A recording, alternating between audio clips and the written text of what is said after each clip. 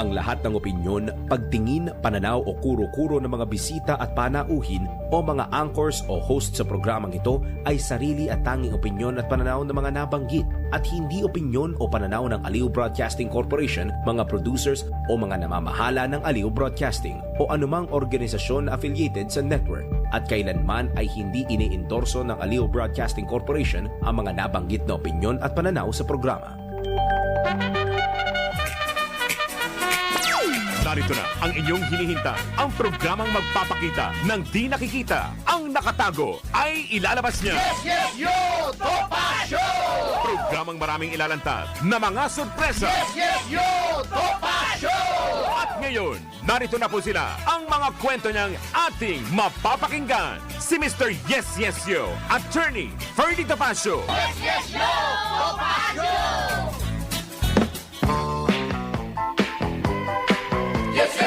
Yahoy! Yes, yo, Topacio. Ang oras alas 11:04 ng umaga. Tangalan pa rin ni Atty. Ferdy Topacio. Ako po si Miss Juvie de Guzman. Grabe. Ang bilis, di ba? Ngayon po ay Martes. Alam niyo na. Martes na Martes. Eh, ako po ay naglalakad yan. Naglalakad. Yan ang lakad natin. Ayan. But anyway, alam niyo mga kaibigan, una-una magandang balita ay na-uplift na yata yung problema ni Atty. Respicio. Kaya congratulations! Yan. Talagang si Atty. Respicio. Tuwang-tuwa, di ba? Alam niyo mga kaibigan, move on tayo. Siguro lagi tayong umasa na merong pagbabago, di ba? Kagaya na lang kay Atty. Respicio. At of course, yung mga sana po ipahintulot ng Panginoon na sana po lahat ng taong gustong maglingkod ay mapagbigyan. Kalimutan na muna yung mga differences, kalimutan na muna yung mga problema. Yung problema na yan, medyo matagal-tagal pa yan at of course na pag-uusapan yan. Naniniwala ba kayo mga kaibigan na bawat edad na nadadagdag sa ating lahat ay merong pagbabago sa ating kaugalian? Naniniwala ba kayo? Ayan. Merong mga tao na habang nagkakaedad ay nagkakaroon ng magandang pananaw. At meron namang tao na sabi nga po ng iba, ay medyo baliktad naman. Kung kailan naman nagkakaedad, nagiging masungit. Yan.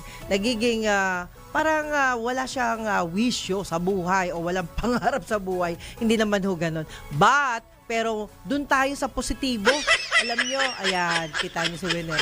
Masayahin yan. Kaya yan ang importante sa atin. Kapag ganyang masayahin, yan ang gustong-gusto natin. Yan. At hindi lang po yan, mga kaibigan, tayo po naman ay lahat na nangangarap na maging masaya. Yan. Magkaroon ng peace and order ang bansa. Kita nyo ha? Nagkaroon ng medyo katahimikan. Dahil ang EDSA ay medyo naudlot, di ba? Naudlot at pinag-iisipan ngayon pa lang nila siguro mapag-uusapan yung mga bagay-bagay, di ba? Mapag-iisipan yung paano ba? Ano ba talaga yung dapat na hindi naman maapektuhan ang lahat ng mga gumagamit ng EDSA? Ayan.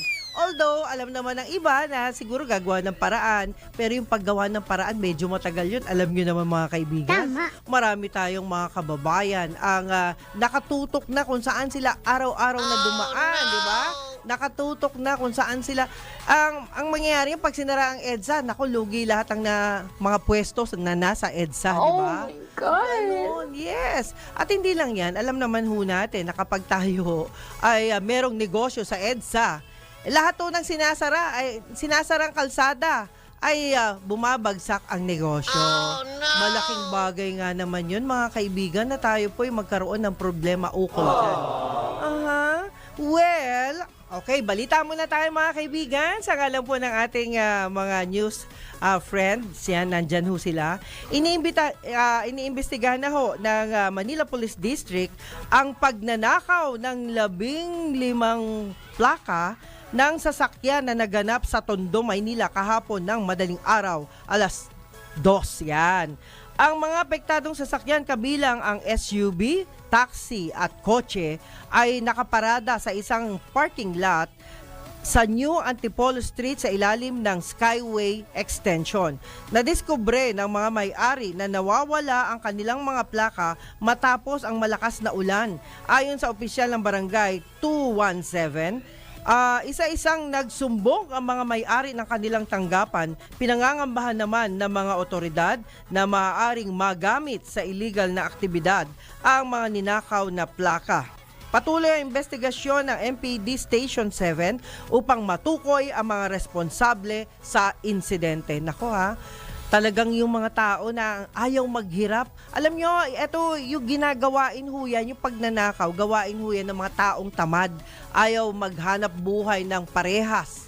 Ayaw magtrabaho ng hindi nakakaperwisyo ng ibang tao. Nako, kung sino man kayo na mga magnanakaw, sana po magising kayo, no? Mahirap yung kinakain ho ninyo at kinakain ng pamilya ninyo kapag yan po ay galing sa masama, galing sa nakaw. Hindi ho kayo aasenso, guys, no? Whether kung ano man yung edad ninyo, di ba? Whether bata pa kayo o matanda na kayo. But, yung point na ang iniisip nyo lang easy money. Easy money. Lahat po ng mga mahilig sa easy money, yan po ang karaniwang napapahamak yan. Ayaw ho natin ng ganyan. At sana po, magising naman po kayo. Alam nyo ho, lahat ng tao habang nabubuhay nagsisikap. Lahat ng tao, alam nyo naman, kahit hirap, di ba?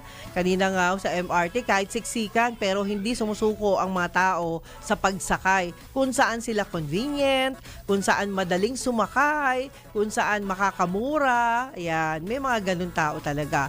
Pero hari nawa, no, pagpalain nawa ang mga taong lumalaban ng parehas, hindi manloloko, hindi magnanakaw.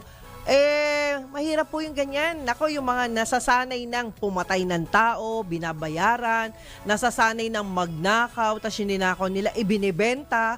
Alam nyo ho, yung bumibili ng nakaw, yan po ay isa pa ring magnanakaw, no? Masama ho yun. Alam nyo, sa lugar ko, sa Quezon City, grabe yung takip ng imbornal. Grabe, ninakaw. Matakin ho ninyo. Meron na ho minsan na lumusot doon, no? Nakamotor siya, nung mahulog siya, dumiret, hindi na siya nakita sa imbornal. Talagang, pero nung nakita siya, medyo malayong lugar na, patay siya, di ba? Yung mga ganitong ginagawa. Oh, no! Yes, ginagawa ng mga tao, nagnanakaw kayo para magkapera. Alam niyo, sa totoo lang, mas bilib ako sa mga kargador. Yung mga kargador sa palengke, kahit na, kasi ang tingin nila sa sarili nila, yun lang yung kaya nila, dun lang sila, usually kasi sa ibang trabaho kasi, nahanap yung may pinag-aralan, may mga ganon talaga. But, kung wala ka ng tiyagang maganap ng trabaho, pwede ka naman maging kargador, maging tindero na kahit paano kapag natuto ka ng diskarte dyan, uunlad ang buhay mo. Marami akong kilalang ganyan. Nagtitinda ng mga gulay, ng mga prutas. Nag-umpisa sila sa mga pulot-pulot lang. Yung mga pinupulot nila sa palengke, guys, alam nyo po ba? Malilinis na pagkain po yun. Malilinis na prutas, malilinis na gulay. Kaya lang po, yung mga, alam nyo, yung mga bagsakan na tinatawag, bagsakan ng gulay, bagsakan ng prutas, doon po karaniwan, iniiwan na talaga yung mga sobra nila. At yung mga matyagang mamulot naman at naibibenta pa nila, that's good enough na kahit papano, hindi kayo gumawa ng masama, di ba? Kayo po ay gumawa ng kabutihan. Okay, siguro, ayan, si Calando Marquez ay tumatawag. Parang alam ko na. Ayan. Calando, nakaredy ang ating, nandyan si ma'am, mamayang 11:30 papasok ka daw niya. Ayan, ipapasok ka ng aming magandang si Jackie. Ayan. Antabayan na yung 11:30, kuya. Okay. At of course, tayo naman po ay nagpapasalamat din doon sa mga nagtitiwala sa kapwa. Alam nyo, sa panahon ngayon, kailangan magtiwala ka rin. Hindi na lang yung nangyayari kasi parang sa sobrang takot mo, ayaw mo na mag-try, di ba? Ayaw mo na mag-business ng maliit. Parang hinahanap natin lagi ay talagang, well, hindi naman talaga minsan katiwa-tiwala kung ang tao ay hindi nakaayos, talagang ganon. Pero po, minsan, merong hindi man nakaayos yung tao, hindi man katiwa-tiwala yung kanyang maaaring personalidad, yung mukha niya, di ba, may mga ganun tao. Minsan nga, pag tayo ay naglilinis ng bahay na talagang pagkarami-raming lilinisin, di ba, minsan, parang sabi nga nila, no, sorry for my word, no, gusgusin kung tingnan, pero maaasahan. Yan, may mga ganong kasabihan. Kaya po tayo, guys, ay siguro ang pairalin natin yung pintig ng ating puso.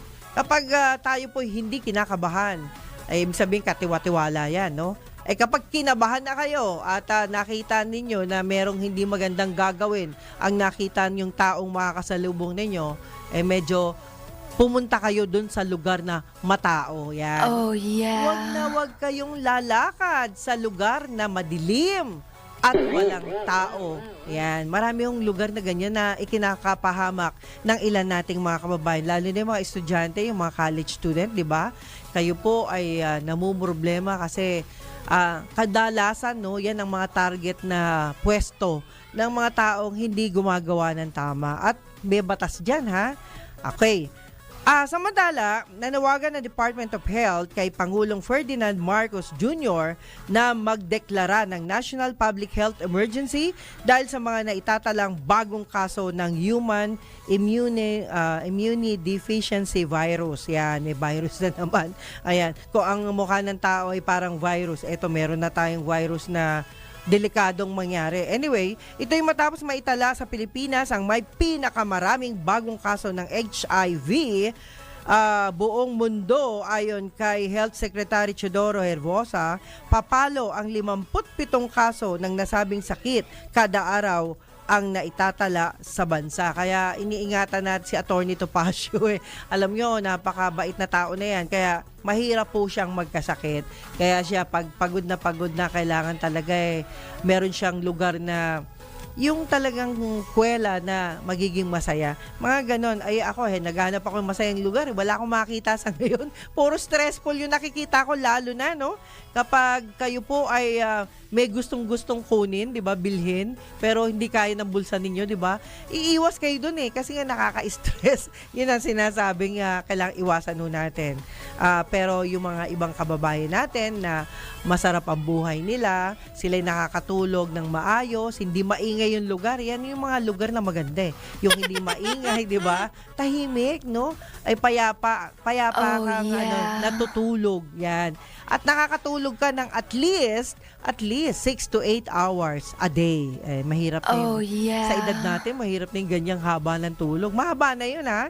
Anyway, tayo naman sanay tayong gumising ng maaga kahit nung araw pa. Talagang ganun yung schedule natin. Oh, But, yeah. sabi nga po yung maagang pagising minsan, yung hindi mo nakikita mo na, yung dapat mong ayusin, makikita mo talaga.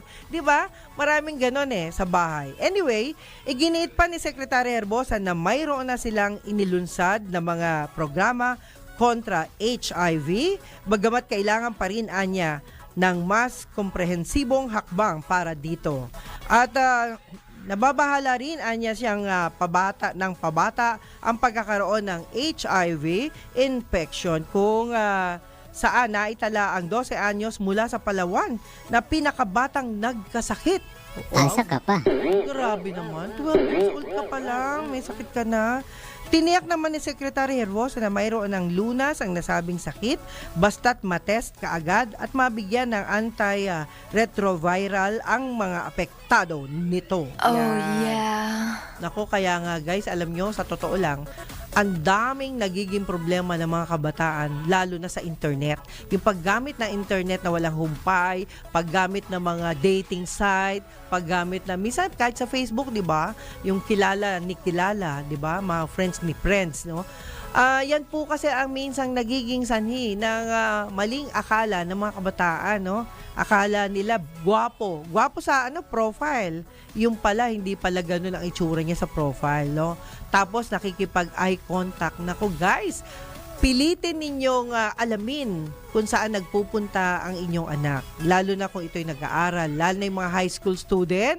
Nako, diyan nag-uumpisa ang pagkakamali ng isang kabataan. At minsan, yung HIV ho kasi usually nakukuha po yan sa maraming partner. Yan, hindi lang isa, no? Marami pa.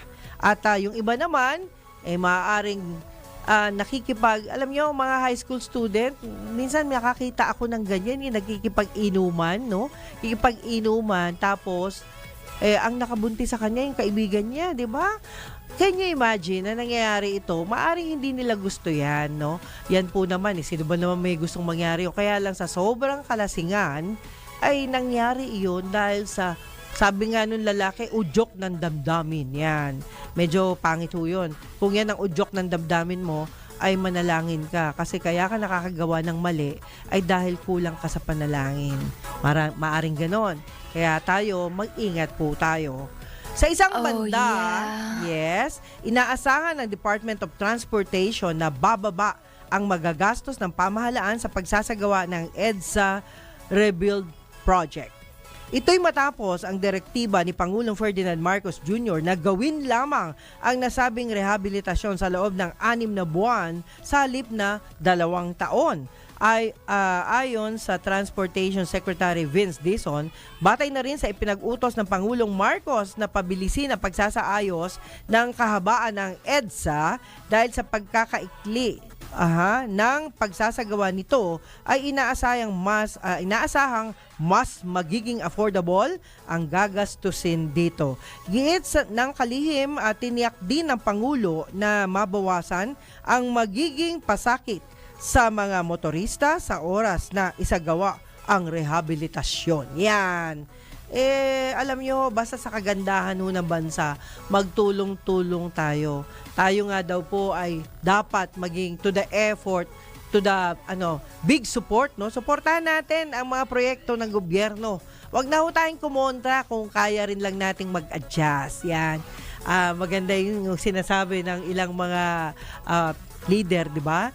At of course, kung kaya naman po natin, mas mabuting tayo po ay lumagay sa magandang sitwasyon, di ba? Makabawas tayo sa problema, hindi makadagdag.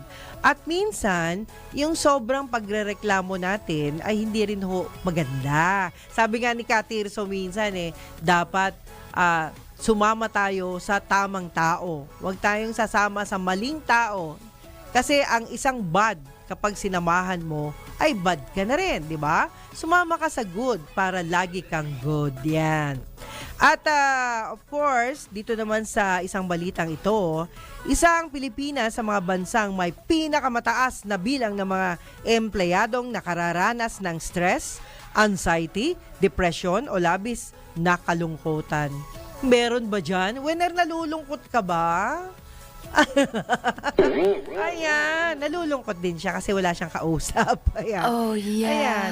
Ito'y ayon sa AXA Mind Health Report kung saan lumalabas na halos 7 sa bawat 10 Pilipino ang apektado ng mga isyung ito, na pangunahing dulot ng kawalan ng katiyakan sa usaping pinansyal at trabaho. Yan. Iniulat din na maraming manggagawa ang nawawalan ng pag-asa para sa hinaharap at naapektuhan ng negatibong balita at alalahanin sa pagbabago ng ekonomiya. Lumabas din sa pag-aaral na mas matindi ang epekto sa mga nasa edad 18 hanggang 34 na mas madalas makaranas ng malubhang sintomas ng mental health issues. Nako, ingat ka, winner. Andito ka ba sa 30 plus? Ayan. Ayan. At hindi lang yan, dahil dito nananawagan ang mga eksperto sa mga employer na mas palakasin ang suporta sa mental health sa mga opisina upang mapabuti ang kalagayan ng mga manggagawa sa bansa. Saludo ako dyan, no? Dati po akong nasa HR din. Nagtrabaho ako minsan kaya lang malayo kasi yung aking kinaroroonan, malayo yung aking pinapasukan. Diyan yun sa Makati. Kaya naalala ko yung ganito nga talagang problema, no? Sabi nga nila, nakaka-stress yan. Pero alam nyo guys, no? Sabi nga po, minsan nakakagawa tayo ng walang stress kung tayo po ay mag-iisip ng iba pang opsyon. Dapat may option tayo habang may ginagawa tayo. Mag-isip tayo ng nakakatuwang bagay. Yan. Yung nakakatuwang bagay, kadalasan, ay nakapagbibigay sa atin ng inspirasyon. Kasi, kung lagi na lang isipin natin ay negative sa araw-araw, baka po tayo ay magkaroon ng mental problem. Yan. Ang mental problem po ay mahirap ispelengin yan. May mga tao na minsan nakangiti sa'yo, pero ang dami pala niyang alalahanin, ang dami pala niyang problema, di ba? At kadalasan, kapag nakita nyo yung mga ganong tao, ay paminsan-minsan ay kausapin ninyo. Kasi may mga tao talaga minsan nakatunganga sa'yo pero hindi mo alam may iniisip pala siya, no? At alalayan natin ang mga taong merong labis na problema. Yan.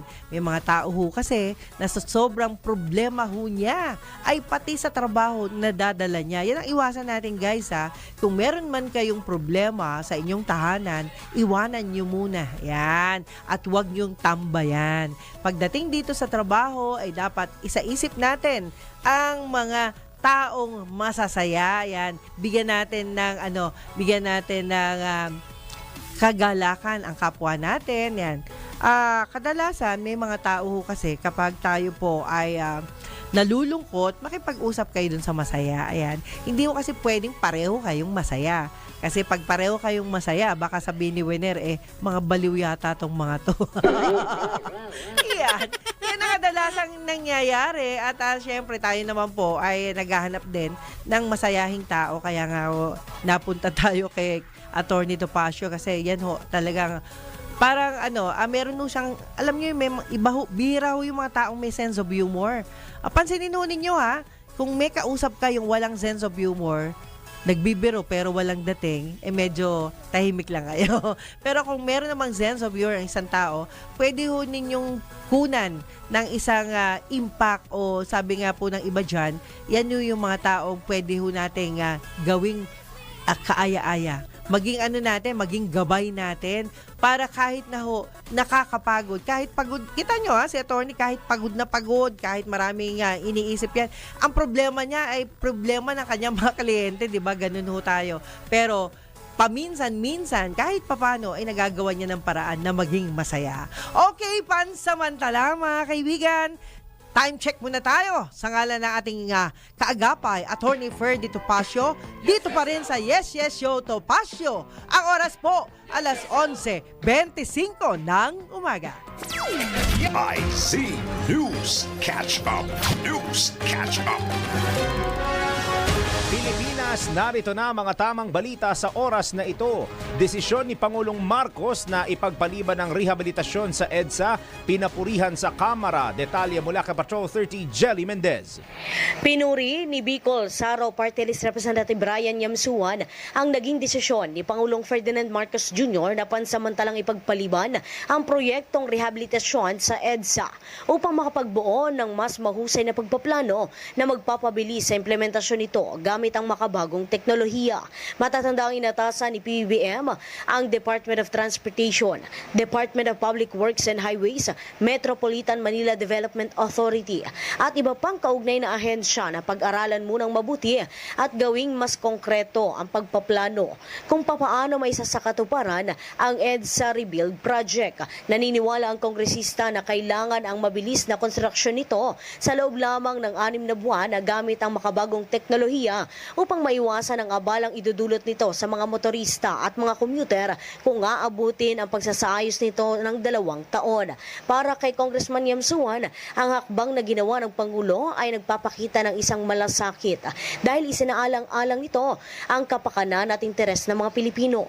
Nabatid na ang EDSA Rebuild Project ay pinondohan ng 8.7 billion pesos na ikakasasana sa Hunyo 13. Kung saan ay magsisimula ito sa Pasay City hanggang Shaw Boulevard segment at inaasahang matatapos sa taong 2027. Ito si Patrol 30. Jelly Mendez nag-uulat para sa impilang may todong lakas sa DWIZ. Nagbabalita ng tama, naglilingkod ng tama. DWIZ News Catch Up. News Catch Up. Ilan sa mga nagnakaw ng plaka ng mga sasakyan na aresto na. Kuha tayo ng live report mula kay Patrol 24, Kuyang June Samson. Naaresto na sa follow-up operasyon ng Manila Police District Station 7 ang 3 lalaki na sangkot sa pagnanakaw ng plaka o license plates ng 15 sasakyan sa Tondo, Manila. Sa investigasyon ay kita sa CCTV ang dalagang minor de edad ng mga suspect na pawang mga residente ng Tondo na isa-isang binabakla sa mga plaka. Natunton sila ng mga otoridad at inamin ang ginawang krimen, saka sinabing ibinenta ito sa isang junk shop sa halagang 8,000 pesos. Dahil dyan ay agad na ikinasa ang operasyon at nasa kote ang stay-in helper ng junk shop na bumili ng plaka na nakilalang si Arlo Peras, 31 years old na residente ng 1 Lunay Street sa Gagalangin, Tondo, Manila. Nabawi ng mga pulis sa mga plaka ng biktima at nakakustodiya na sa Manila Department of Social Welfare ang dalawang menor de edad, habang nakakulong naman si Peras na nahaharap sa kasong paglabag sa anti-fencing law. Patrol 24, June Samson, para sa Pilang May Tonong Lakas, DWIZ, nagbabalita ng tama, naglilingkod ng tama. DWIZ News Catch Up. News Catch Up. At yan ang mga tamang balita sa oras na ito. Mag-follow at subscribe sa lahat ng DWIZ Digital News accounts, Facebook, Instagram, YouTube, TikTok, X, DWIZ News app at DWIZ News website. Ako po si Daryl Justin. Nagbabalita ng tama, naglilingkod ng tama. Oras-oras nagbabalita ng tama, naglilingkod ng tama. DWIZ News Catch Up. News Catch Up. That news update was brought to you by Arena Plus. Sa Arena Plus, astig sa sports. Download Arena Plus app now in App Store or Google Play. You can watch it also on arenaplus.ph. Yes, yes, yo! Topacio! Si Mr. Yes, Yes, Yo, Attorney Ferdy Topacio. Yes, yes, yo! Topacio! Yahoy! Yes, yes, yo, Topacio. Sa ngalan pa rin ni Attorney Ferdy Topacio. Yahoy ka rin, Daryl. Grabe to batang to. 11:32 ng umaga. Siyempre, balik tayo sa Yes, Yes, Yo, Topacio. Alam mo, nakaka-inspire talaga yung mga kagaya ni Daryl. No? May sense of humor. Yan ang kailangan natin, mga merong sense of humor. Hindi nakakalungkot, bagkos nakakapagpasaya ng malungkot na damdamin. Ayan. Sabi nga ng iba dyan talagang ganun, no? Kailangan tingnan natin yung positibong tao, no? Minsan kasi, kaya tayo nalulungkot, puro problema naman yung naririnig natin, di ba? Minsan, alam nyo, mahirap sa akin, medyo negatibo ko sa mga ganung sistema. Yung mga, yung mga netizen, pasensya na kayo, ha? Pag kayo ay may problema at kinukwentuhan nyo ko ng labis-labis na problema, pati ako nalulungkot, di ba? Ganun naman tayo kasi kaya tayo nalulungkot, na-attach tayo dun sa mga taong nagsasabi sa atin ng problema. And that's true. Kita nyo, may mga ilang anchor na yumayaman dahil sa tuwing nakikinig siya ng problema ng kapwa niya, ginagawaan niya agad ng solusyon. Sobra-sobra ang pera nun. Ganun ho yun. Pero, kita nyo, kaya pala tumutulong, kaya pala nagpapakita ng kanyang kagalingan, may plano palang tumakbo, di ba, sa halalan. Yun yung mga sistema ng iba. Pero tayo naman, hindi naman umaabot sa ganun at wala akong hilig sa politics, no? Sabi nga ni Daryl, ayaw din niya. Ewan ko sa batang to. Bata pa naman, pero umaayaw ka agad. Malay natin, baka merong importanteng tao pwede magkumbinsi sa kanya. Ayan, di ba? Kahit man lang sa, sa kabataang barangay. Yan.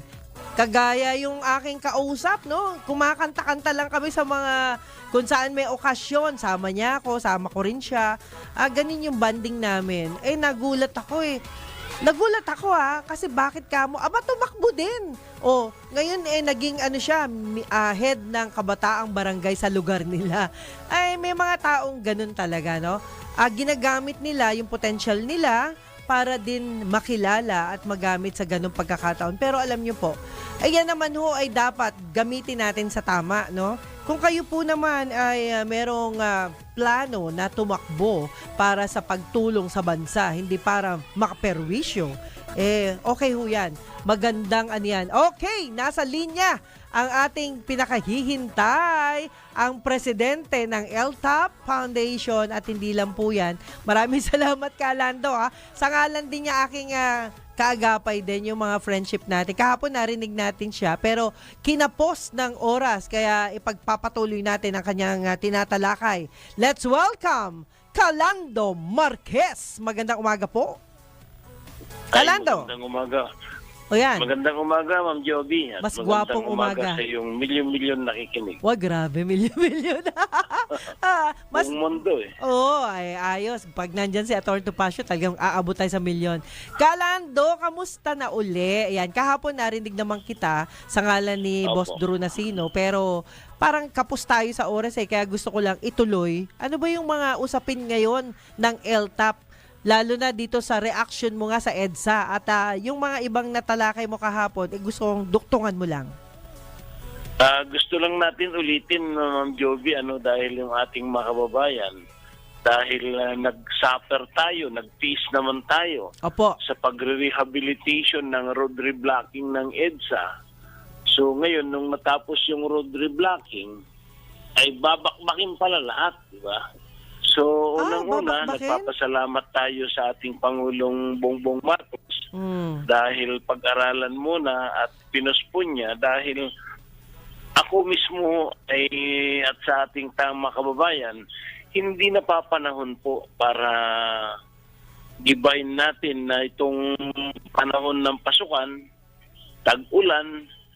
So, yan po hindi tamang pag-umpisa sa ganyang proyekto dito sa Metro Manila. Masakit yan. Masakit sa bulsa. Oo. Sa mga negosyante, lahat tayo perwisyo po yan. Opo. At ang masakit dito ay nagtiis tayo dahil dun sa linggo-linggo na road reblocking na ginagawa dyan sa EDSA, C5. Marami ho. Kaya ang haba ng panahon bago natapos yung road reblocking, ngayon gigibayin lang pala. Bakit hindi pa nila yun ang ginawa noong araw? Aha. Diba? Ganun Oo. pala. Pero Kaya alam mo, yan lang ho nagtataka tayo dahil mayroon tayong suggestion sana, Ma'am Joby, pero Opo. hindi naman tayo yung masusunod. Tama. Suggestion lang naman tayo. Ayusin na ho yan dahil ang daming part ng ating EDSA na dapat po ay naka-asphalt overlay ang lahat ng highway dahil yun po yung binabayaran natin sa registration fee. So, ang masakit dito sa registration fee na ito, dahil nagdeklara din ng ating LTO na almost 40 to 50% yata ang hindi nagbabayad sa registro, na dumadaan naman po dyan sa EDSA. At ang masakit, nagkakabuhol-buhol tayo ng traffic dito sa mga hindi nagbabayad ng registro. Para bang masakit na sinabi ko dahil pinagtatawanan tayo ng mga nagbabayad ng registro na itong mga hindi nagbabayad ng registro ay sila yung nagpapasikip sa kalsada. Kalando, if I may, Opo. ano yung hindi Yes, ma'am. nagbabayad ng rehistro? Sino po yun? Yung mga hindi nagbabayad, yung sinasabi nga dahil wala na kasing ini-issue, Ma'am Joby, yung tinatawag na renewal decal sticker sa salamin, di ba nakikita mo dati meron sticker. yes. Opo. Ayun pala yun. Pati sa plaka. Opo. Simula ho nung 2017 hanggang ngayon, hindi na ho naglalagay. So, okay lang naman, wala namang problema yung pagbabayad dahil nga dyan, palatandaan yan kung yan ay nagbabayad o hindi. At ang masakit pa sa amin, hindi mo malaman kung sino yung kolorom at legal na pribado o legal na pampubliko na sasakyan dahil nga sa kawalaan na ho ng ini-issue na sticker. Oo nga naman. Oo. Dati kasi, Ma'am Joby, Opo. ang kulay dilaw na sticker at plaka, yan ho yung public utility vehicle. Opo, tama. Ngayon, wala na hong ini-issue ni kahit dilaw, ni puti na anong sticker. Hindi mo na alam. Kaya, yan ho yung napakasakit na parte para sa mga nagbabayad. Dahil nga, almost 40 to 45% ang sinabi ng LTO na hindi nagbabayad ng rehistro. So ito ho, yung nakakaperwisyo sa kalsada dahil sobrang bigat ng traffic. Ang dami pala ng hindi nagbabayad. Kaya subukan mong tanggalin yung 30% lang. Ang loob ng kalsada natin. Paano ngayon hindi naman nagbabayad yung 40%? Ayun. Pero Diba? Kalando, ano pa hong ibang option ba? Paano ba natin malulutas to? Tumulong na tayo kasi alam ko marami kayong alam dyan. Yung pagtulong na Ma'am Joby, Opo. ay unang-una, magkaroon ho ng tinatawag na konsultasyon sa mga consumer kagaya ng mga organisasyon kagaya namin dahil marami kaming suggestion na bakit hindi unahin sana muna yung EDSA dahil hindi naman po lalaparan yan. Yun pa rin po ang lapad niyan. At yung mga traffic na signs ang nandoon, ayusin yung mga traffic signs, mga enforcement, lahat. At saka sana ho, lahat ng ating mga kalsada dahil nagbabayad tayo ng tinatawag na kasama sa asphalt overlay, kakayurin nila yung kalsada ang tagal-tagal bago asphalt overlay. Ang lakas kasi kumain ng gulong yung nakayod na kalsada. Kaya ang ating hinihiling, Ma'am Joby, Opo. sana yung ating public works at saka LTO, DOTR at saka MMDA, isama nila ho ang mga transport sector na maglagay ng technical working group. Napiliin kung sino yung may kaalaman na makakatulong para dito sa ating pagdidevelop ng ating bansa dahil ang tagal na nagsasuffer tayo dito sa road reblocking ng EDSA. Yung pala, wala rin palang kwenta yung ginastusan ng napakahabang road reblocking. Gigibahin lang din pala. Another na naman na pagdudusa na naman ng taong bayan. Tama. Tama ka Diba? dyan. Opo. Kaya ako ho, sang-ayon ako sa ginawa ng ating Pangulo na isuspendido muna yan at pag-aralan mabuti dahil nga, bakit ganun? Kung kailan ho natapos na yung road reblocking, saka na namang gibain, di ba? Para bang yung mga taong bayan nagsasabi na, kailan lang ginawa itong kalsada nito? Bakit gigibahin na naman? Ayun. So, ibig sabihin, Diba? hindi nagkaintindihan? Ganun ba yun? hindi nagkaintindihan dahil sila ang nakakaalam kung paano yung sistema. Ayun. Ang tanong ko dyan, magkano? Di ba? Ang Ayun. ginastos ng pera ng taong bayan sa road reblocking. Pagkatapos, gigibahin lang din naman pala. Saan na naman itatapon? Yun lahat ng gigibahin mo na naman dyan na simento sa EDSA. Ay, teka muna kuya, sabi mo natapos na ang reblocking tapos ngayon gigibain. Bakit naging ganun? Yun nga yung rekomendasyon nga, mabuti nga at sabi ng Presidente, i-hold muna yan.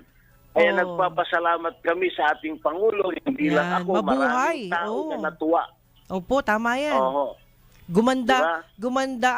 gumanda ang impression ng lahat, no? Regardless kung Oo. anong kulay yan, pero gumanda ang impression ng lahat sa Pangulo at walang kokontra diyan dahil maganda ang kanyang naging request, no? At nangyari, Oo. di ba? Kaya nga ho, Ma'am Joby, kaya ang ating pong pinapaliwanag, bakit na natapos yung paghihirap ng linggo-linggo na road reblocking tuwing Biyernes ng gabi hanggang Linggo. Road reblocking na napaka haba-haba ng traffic dyan. Nagtiis ang mga Pilipino dyan sa EDSAng yan. Oh. Pagkatapos ngayon, ang rekomendasyon na naman nila natapos yung road reblocking. Instead na asphalt overlay ng maganda, na makapal, na matibay kagaya ng asphalt overlay ng ating airport. Opo. Hindi 5 taon hanggang 10 taon na pakikinabangan, di mas maganda pa. Sana ganun na Diba? kagad. Kaysa gibahin mo na naman. Ayun. Oho. Aha. Sino ba ang deciding panel para gawin yan, di ba? Alam mo yan, Ma'am Joby, ang nagre-recommenda dyan ay mga taga-public works. Ayun. Di ba? Huwag sanang worse. Work sana. Okay. Pero kuya, standby ka Opo. muna kasi magbe-break muna tayo at maganda Sige, yan. Hindi kasi Sige, Ma'am naiintindihan Joby. ng mga layman yan dito sa usaping kalsada. Okay mga kaibigan pansamantala, time check muna tayo sa ngalan ni Attorney Ferdy Topacio. Ang oras po, alas 11:45 ng umaga. umaga. Yes, Show Topacio. Sa ngalan pa rin ni Attorney Ferdy Topacio. Ako po si Miss Juvie de Guzman. Bago natin ibalik ang bida ng LTOP, syempre, yan ang idol natin. Gusto ko lang bigyang daan ito si Katirso Peralta. Ayon sa kanya, it is not the glow of the sun that matters. It is how we use the light to see the good around us and to brighten other people's heart. Continue to be the sun in the lives of those around us. Maraming salamat po sa paalala, Katirso Peralta. Siyempre, pagbati, pinapaabot natin kay Boss Edgar Cabangon Chua and family, sa inyo pong lahat. Ma'am Sharon Tan, and of course, andyan si Attorney Rante. Ayan, McNeil Rante. At sa pagbabalita muna, hinimok ni Vice President Sara Duterte ang mga Pilipino na makiisa sa mga hakbang ng pamahalaan upang malabanan ang pagkalat ng dengue sa bansa. Sinabi ito ng Vice Presidente kasabay ang paggunita ng Dengue Awareness Month ngayong Hunyo. Binigyang diin ni VP Sara na nakamamatay ang sakit na dala ng lamok na may dengue na posibilidad na mamugad ang sa mga pamamahay at komunidad. Anya, lahat ng nanganganib na maging biktima ng nasabing sakit. Pinayuhan din ni VP Sara ang publiko na tiyaking malinis at walang tubig ang mga drum, paso at iba pang posibleng maging tirahan ng lamok at makisali sa mga community clean-up drive. Una nang ibinabala ng Department of Health ang posibleng pagkakaroon ng dengue outbreak sa bansa ngayong taon. Okay, at maraming salamat po sa balitang yan. Ngayon naman po ay balik natin si Calando Marquez. Good morning again. Ay, good morning, Ma'am Jovi. Opo, Calando. Sa ating tagapakinig. Opo. Yes, opo. Alam po natin may problema na, di ba, sa EDSA at ito po'y pinasalamatan natin. Puro good news ngayon ang nakarating sa atin na balita, no? Calando, kamusta naman po ang LTOP ngayon? Ano po bang nangyari doon sa mga ibang proyektong ginagawa ninyo at yung iba ay gagawin pa? Yan. Kami naman, Ma'am Jovi, sa mga programa ng LTOP kagaya ho doon sa libreng pag-aaral na aming pinakiulit sa TISDA ay continuous naman po, ma'am, ang ito po ay napakalaking tulong ng ating nagchachapi ka itong na. mga anak ng mga tsuper. Ayun. Pero kamusta ho yung NCAP naman, yung nangyayari ngayon na, sa tingin nyo, maganda ho ba yung NCAP sa inyong palagay? Sa amin naman, Ma'am Jovi, dahil Opo. nga inaayos at itinataas natin ang kalidad ng non-contact apprehension, Opo. ang aming kinontra lang naman po doon ay papano yung mga operator, yung kanilang mga driver, sila yung nagbabayolate, na bakit naman na pag iniwanan na ng driver yung operator niya, sa loob ng isang taon dahil magre-rehistro na, yung operator ngayon ang magbabayad sa mga fines and penalties. So yan ho yung pinag-usapan namin sa MMDA at inaayos sa kasalukuyan. Kaya sana ho ay maganda na maayos natin muna bago i-implement dahil nga nakiusap po ang ating Senado, Kongreso na wag muna nila agad-agad yan dahil ako naman po personal na napakaganda ho yung NCAP kung gawin lang yung tama. At saka, ang in-appreciate ko dito, Ma'am Jovi, Opo. ay yung fines and penalties ay ginamit nila yung tunay na batas ng Traffic Code of the Philippines, yung Republic Act 4136. Okay. Dahil kasi, yung mga iba po na mga ini-implement, kagaya ho ng JAW, ang ini-implement nila na batas ay hindi batas ang tawag ko doon, kundi gatas. Gatasan lang ang taong bayan dahil hindi naman tunay na batas po yung JAW yung Joint Administrative Order ng LTO at saka LTFRB. Paano naging batas yun, di ba? Kaya yung fines and penalties nila na ang tataas, kaya ako sinasabi po na gatas dahil makikipag-ariglo ka dahil sa taas ng penalty, makikipag-ariglo yung mga driver sa kalsada. Buong Pilipinas po yan, Ma'am Jovi. Opo. Ano po yung hakbang na pwedeng gawin dyan para mawala na lang yan? Kasi kung ganyan naman patuloy kayong nahihirapan, importante ho ang transportasyon sa bansa natin ngayon. Sana ho, Ma'am Joby, dahil naipadala na namin yan kay Senate President Chis Escudero, naipadala na namin yung aming apila sa ating Speaker of the House, kay Martin Romualdez, na ating Opo. Speaker ng Kongreso. Sana ito ho yung unahin nila. Dahil kawawa naman kami na serbisyo po. Di lang kami kasi ito, Ma'am Joby. Opo. Kasama kayo lahat, pati privado dito sa fines and penalties, na yung dating 250 pesos na fines na penalty, ginawa nilang 5,000 ang minimum na penalty nitong Okay. chow na ito. Kaya ito ho ay maliwanag na superseding of the law is illegal. Kaya ako ho ay nananawag sa ating Korte Suprema dahil sila ho ang nag-certify ito na sana ho bilang sila yung kataas-taasan na hukom ng ating bansa, tingnan nila, nagkaroon sana ng konsultasyon na tama, hindi yung certifyan nila na maganda yung ginagawang batas ng yaw.